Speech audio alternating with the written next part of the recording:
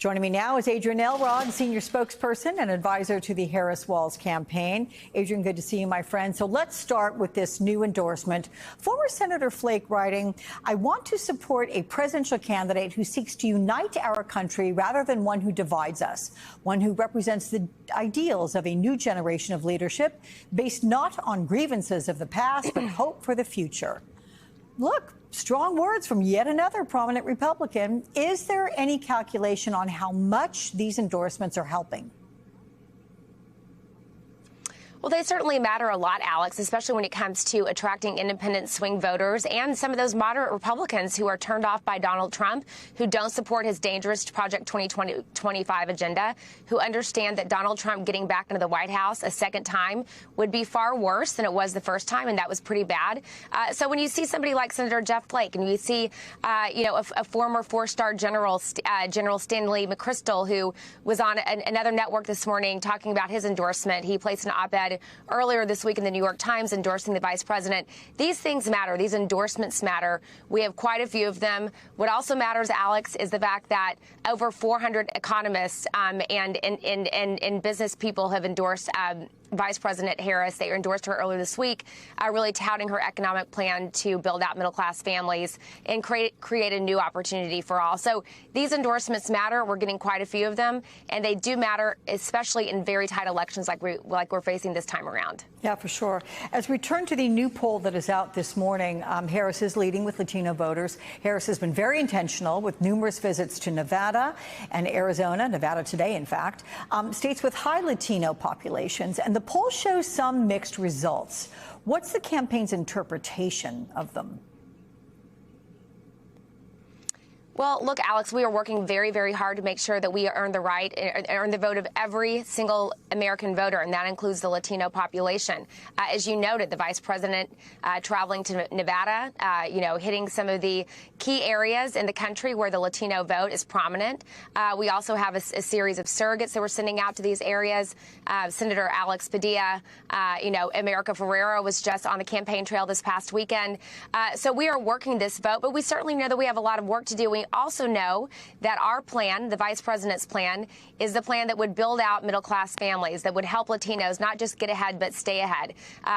She talked about in Pittsburgh early this week, her vision for expanding opportunities for families, making sure that people can buy a house, making sure that people can afford their prescription drugs, making sure that also American families can put a little bit of money back for a vacation, for their kids' college education. These are the tangible ideas that the vice president is putting forward. These are also ideas that resonate very much with Latino families, and we are working very hard every single day. She is working very hard to earn their vote. And then Friday, as you know, Vice President Harris visited the border town there in Arizona and confronted an issue that Trump and Republicans have previously criticized her on. Take a watch.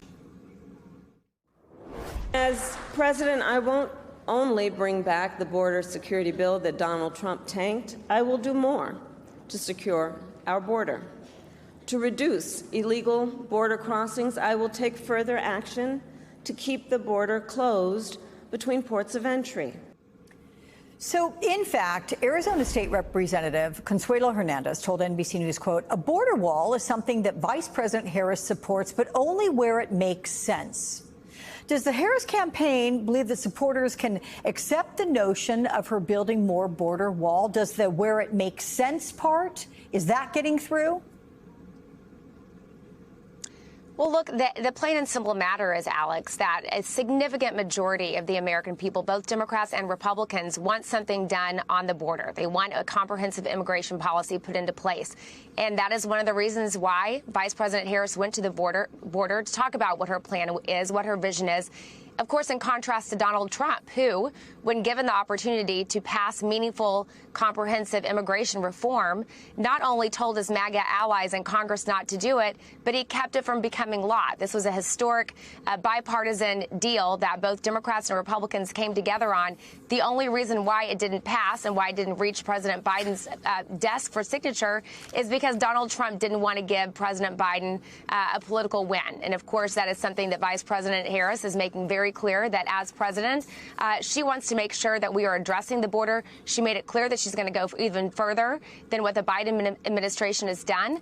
And you're going to hear her talking about that. She's going to hit this issue head on, just like she did in the debate. She will confront this issue, and we are going on offense when it comes to dealing with the border on this campaign. Speaking of the debate, what do you expect on Tuesday night from the vice presidential candidates?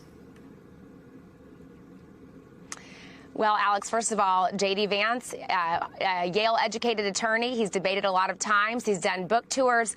He's used to going out there and doing debates. So, we expect him to have a good night. But in contrast, Governor Walz, we also expect to have a good night. He's, somebody who gets up there, talks to people, talks to the voters, and tells the truth in very plain-spoken terminology. I think it's going to be, interesting, to say the least, to see what kind of lies J.D. Vance, spews from the debate stage. She's not exactly somebody who, likes to tell the truth. And I think you're going to see Governor Walz hold him accountable. But the bottom line is, Tuesday night's going to be an opportunity for the American people to once again see the stark contrast between these two campaigns. Our campaign, which is focusing on building out the middle class, creating new opportunities for all, versus the Trump campaign, which wants to implement a dangerous, divisive Project 2025 agenda that would create a national abortion ban and would raise taxes on American families. Well, I know you're going to be watching closely. I will too, as will our viewers. Thank you so much, Adrienne Elrod.